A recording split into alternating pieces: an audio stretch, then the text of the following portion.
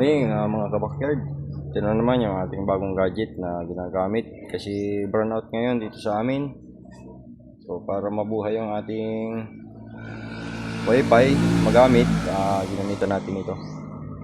Inverter, portable inverter. Yan lang yung mga battery ng power tools nyo. Pwedeng magamit yan. Ilan nyo lang ng ganito. Ito, inverter para mapagana yung inyong wifi. Ayan, okay. Ayan siya.